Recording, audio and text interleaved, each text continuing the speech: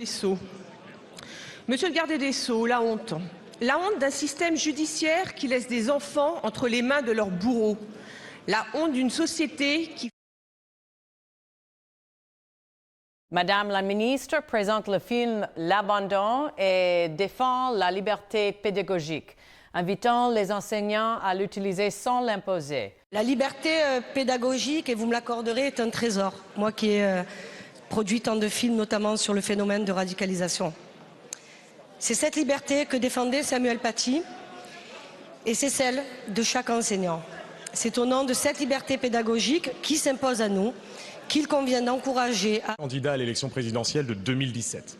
Eh bien encore une promesse que la Macronie ne respectera pas même au bout de 10 ans.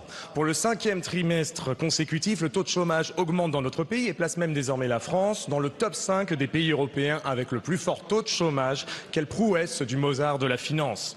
Le pire, et vous le savez pertinemment, c'est que ce taux de chômage à 8,1% est la statistique la plus basse en réalité de la réalité du chômage dans notre pays, parce qu'elle ne prend pas en compte les 1,9 million de Français qui sont dans le halo du chômage, parce qu'elle ne prend pas en compte les 1,2 million de Français qui subissent une situation de sous-emploi, c'est-à-dire qu'ils travaillent moins que ce qu'ils voudraient, car ils en sont empêchés pour des raisons de mobilité, de logement, de santé, de garde d'enfants ou encore tout simplement d'organisation du travail dans les entreprises. Face à cette situation, le gouvernement macroniste, et c'est une fâcheuse habitude, est toujours très généreux avec l'argent des autres. Chaque année, on déverse plus de 190 milliards d'euros dans des politiques dites en faveur de l'emploi. Chaque année, ce sont plus de 190 dispositifs, qu'ils soient gérés par France Travail, par des opérateurs ou des collectivités publiques, qui sont subventionnés avec une mission d'aide à la réinsertion sur le marché du travail. Mais pour autant, les résultats ne suivent pas. Le chômage augmente, la sous-activité et la précarité aussi.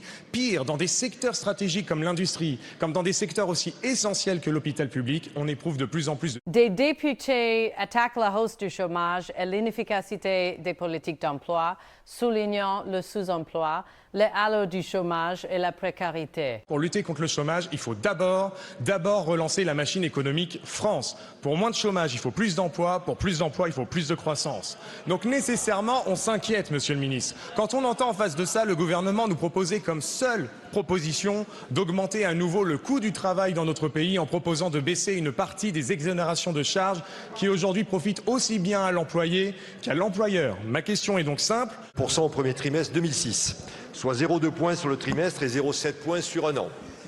Et cette situation appelle vigilance et mobilisation, ce qui est le cas. Je rappelle quand même le contexte international dégradé, marqué par des tensions commerciales, les incertitudes géopolitiques et le ralentissement de l'activité. Le marché du travail français, moi je le pense, fait preuve d'une résilience réelle.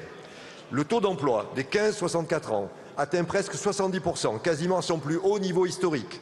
Le taux d'activité atteint 75,6%, son plus haut niveau depuis 50 ans. Autrement dit, jamais autant de Français n'ont travaillé ou souhaité travailler, y compris parmi les jeunes et les seniors. Depuis fin 2019, cela représente en ordre de grandeur plus de 1,1 million de personnes en emploi supplémentaire et près de 1,2 million d'actifs supplémentaires. La hausse du chômage est réelle. Elle traduit un ralentissement conjoncturel, je crois que vous en conviendrez, mais aussi et surtout une hausse de la population active. En effet, la loi pour le plein emploi et la démarche d'accompagnant des bénéficiaires du RSA qu'elle systématise comptabilisent dans les statistiques les personnes qui étaient très éloignées de l'emploi. On ne les voyait plus. L'INSEE le montre très clairement, sur le trimestre, les bénéficiaires du RSA et les jeunes de 15 à 29 ans inscrits à France Travail contribuent comptablement à près de 90% de la hausse totale observée. Le ministre défend la stratégie, souligne la résilience du marché du travail, la hausse de l'emploi et annonce des mesures pour l'insertion et les recrutements. Les filières industrielles, une feuille de route de 600 000 recrutements cette année pour l'industrie. Nous avons engagé un plan emploi futur pour accélérer l'insertion des jeunes avec 15 mesures et 3 axes majeurs. Vous l'avez compris, nous sommes pleinement mobilisés avec les entreprises pour développer l'emploi, offrir du travail à tous les Français. Monsieur le garde des Sceaux, la honte. La honte d'un système judiciaire qui laisse des enfants entre les mains de leurs bourreaux. La honte d'une société qui ferme les yeux depuis trop longtemps. Cette honte, vous l'avez vous-même nommée. Vous l'avez dit avec force. Un enfant victime de viol ou d'agression sexuelle toutes les 3 minutes en France.